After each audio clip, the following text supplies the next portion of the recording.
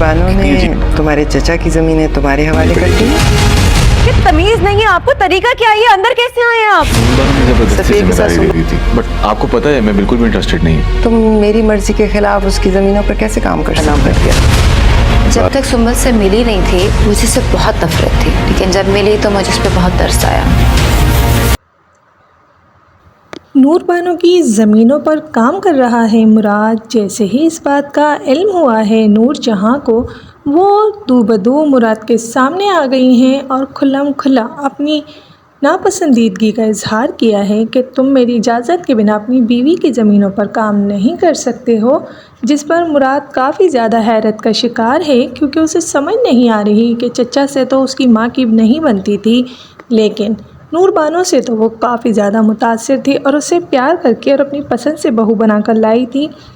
अब नूर बानो से आखिर नूरजहाँ की कौन सी ऐसी रंजिश है जिसकी वजह से वह मुराद और नूर बानो को खुश भी नहीं देखना चाहती है और मुराद से भी आहिस्ता आहिस्ता दूर होती जा रही है।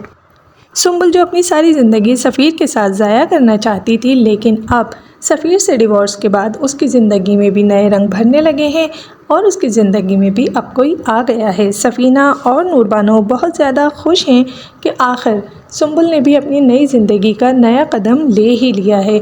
महा को भी इस बात की खुशी है, क्योंकि महा यही चाहती थी कि सफ़ीर की ज़िंदगी से चली जाए सुंबल और सुंबल अपनी एक नई ज़िंदगी शुरू करे, क्योंकि सफ़ीर की ज़िंदगी में अब सुंबल की कोई भी जगह नहीं थी।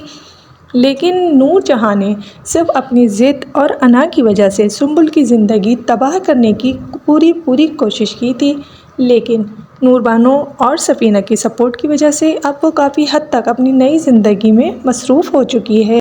नूरजहाँ क्या अपनी बातों में लेकर मुराद और नूर बानो के बीच में दूरियां पैदा कर देगी, क्योंकि उसने साफ साफ कह दिया है कि मुराद अब काम नहीं कर सकता है नूर बानो की ज़मीनों पर।